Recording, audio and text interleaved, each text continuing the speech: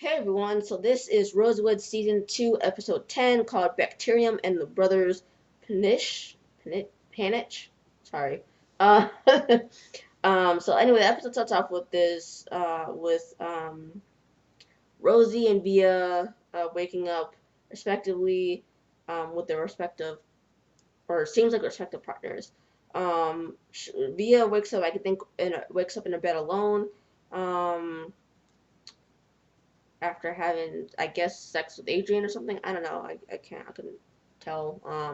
But anyway, so Rosie is on the beach with Tanya and Kayla and they're taking selfies and all that. At the precinct, Torrance Doc is yelling into his phone as he drives up. Then you see a man having been tied up in his bathroom, and another puts on the uniform with the um, name tag, last name McKinney.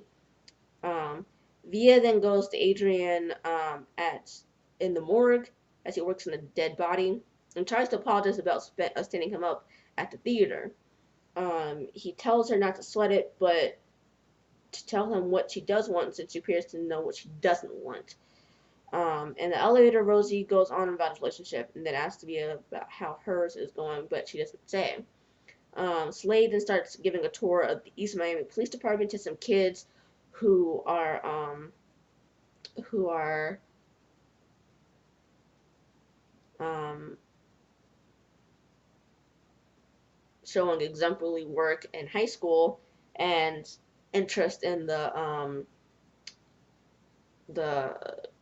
criminal aspect, or I don't know, the law enforcement part of the society.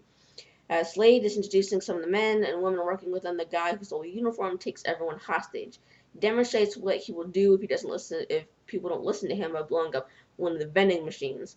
We come to find out the guy who took everyone hostage is a guy named Owen Panitch, who is 38 years old and works as a computer analyst at a company named Oratech. Owen gives everyone a name tag with a number on it. Apparently Slade knows Owen from his old precinct. Outside, a woman named, or an FBI agent named Agent Harrows, is a lead FBI agent on the hostage situation. And she has someone pick up Owen's girlfriend in case they need her, since apparently he has a girlfriend. They managed to get on um, Owen on the line. And here, Owen demands Walter Panitch to be brought to him, and that they only have 60 minutes to do it. Someone tried to take Owen down, but gets rifle whipped, I guess you could say, because it's not a pistol. So, anyway, after Owen gets off the phone, they try to figure out who Walter is and what his fascination with explosives is, or Owen's fascination with explosives is. Owen splits everyone up with boys on one side and girls on the other. Owen then goes on to see if anyone, like is there any stragglers around or anything like that. Um, and instructs his right hand man named Duke to shoot anyone who tries to do anything. Harold tells Hornstock to get out of her way because when emotions get involved in hostage situations, all the hostages will lose lives 100% of the time. And I'm just like, at this point, I was conflicted about my feelings toward Harold. Because on the one hand, I see her point, but on the other hand, she didn't have to be a cold-hearted bitch about it. So, and this clearly changes, um, this changes drastically, by the end of the episode. As Owen is downstairs, he hears someone in the morgue, um, and as Owen is downstairs, Via strikes up a conversation with a woman named Astrid, who is a witness to a local robbery. And she was supposed to give her statement to Officer McKinney, the guy Owen impersonated, to get into the building.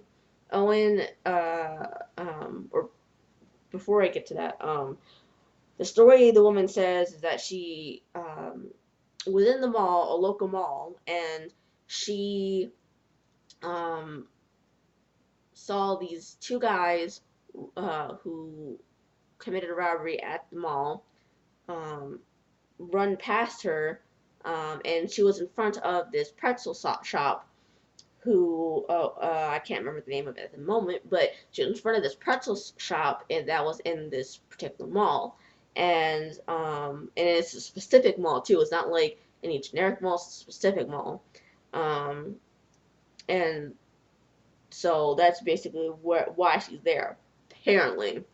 Anyway, so Owen then comes up with Adrian having been shot in the leg. Rosie puts a tourniquet on Adrian's leg. Um, Before we find out that Walter is Owen's brother, who's doing 5 years in East Miami Correctional Facility. Hornstock offers to call the warden to see what he can do since they know each other, and so Harold allows him to do that. As Rosie distracts Owen, Villa tries to take him down, but gets caught by Duke. Adrian angrily tells her to leave since he doesn't need her.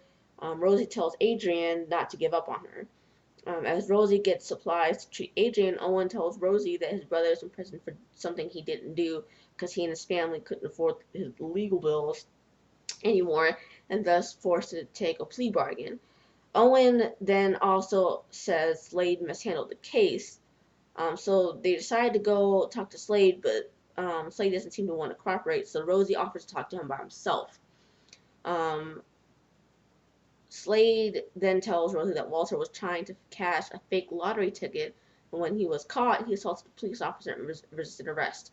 Owen says from the other side of the window that Walter didn't know any better because he has an illness and that's why he resisted.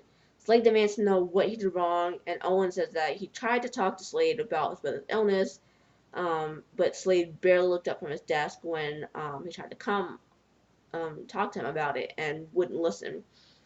As Duke tries to figure out what happened, because Owen smashed the mirror, the one-way mirror, and so Duke's trying to figure out what happened. And what happens is Villa disarms him, tells Ashley that she figured out Ashton's legs pretty much work just fine, based off, and she's faking it based off all the fact that the pretzel shop that Ashton supposedly was in front of doesn't exist in the particular mall that Astrid was supposed to be in. So we find out that Astrid is Owen's undercover lover, and that when Astrid told or and she guesses that the real Officer McKinney is dead. Uh, Villa then tells Owen that the FBI negotiator doesn't want to help him, and he's just trying to find some way to kill him. Owen then tells Harold that she has 20 minutes left on the clock to get his brother there, or there will be another explosion. Villa then puts the guns down, but tells uh, Adrian tells Owen that the kid who asked for a snack prior is diabetic and has to leave because if he doesn't, his blood sugar will get too low, go into a coma and or die. Um, Owen releases the kid with diabetes, along with like one or two more kids, um, on good faith, and then Adrian and Rosie then ask Owen to describe Walter's medical history in great detail as far back as he can remember. Owen says Walter has had trouble communicating his feelings, um, and Slade, but doesn't. Well, first Owen doesn't offer much of anything, and then Slade reveals that Walter was brought in by a bounty hunter because he skipped bail.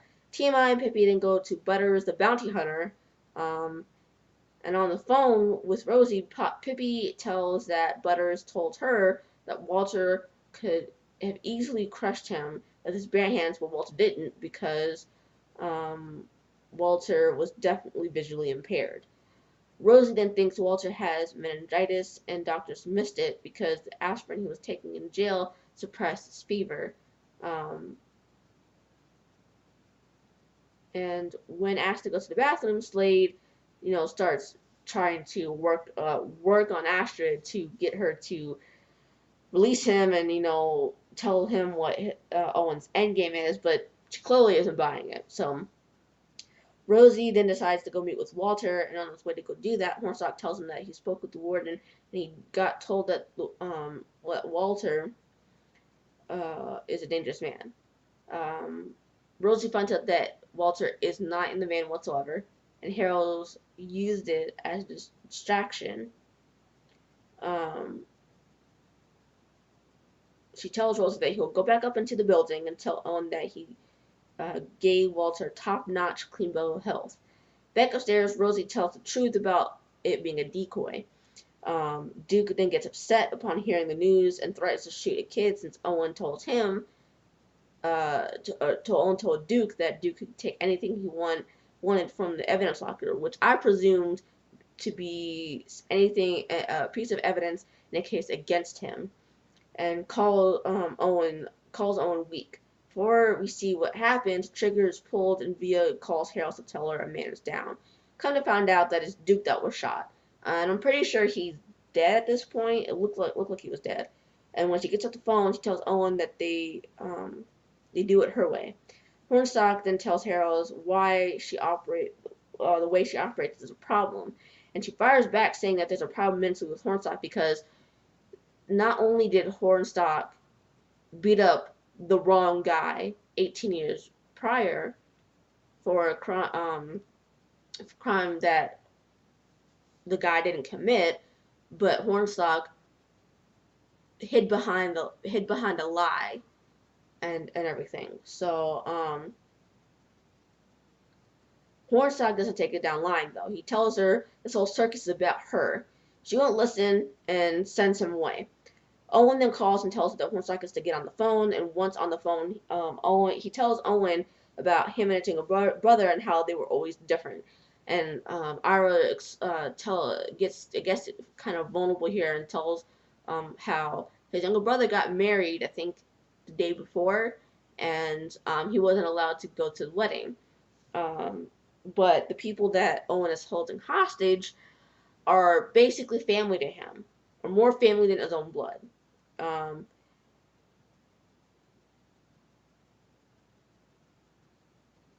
And Hornstock promises to get Walter there for real this time, but Owen has to promise not to shoot any more guns or set any more bombs off. A little while later, Walter arrives and Rosie goes to examine him and figures out what's wrong with him. Back upstairs, Rosie explains that he saw something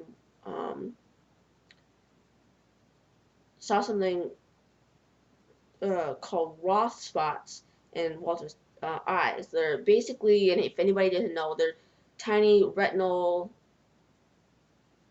I don't wait. I think I looked this up, but I think they might have explained it as well. But they're tiny retinal hemorrhages with white centers. Rosie then listened to Walter's heart and got his answer. To help everyone understand, he asked one of the kids who came in for the tour to blow his nose on one of the handkerchiefs. Basically, the kid who just blew his nose into the handkerchief, his mucus is all together. Is all together in one particular spot on the handkerchief. The handkerchief that Walter blew his nose into that's not the case at all.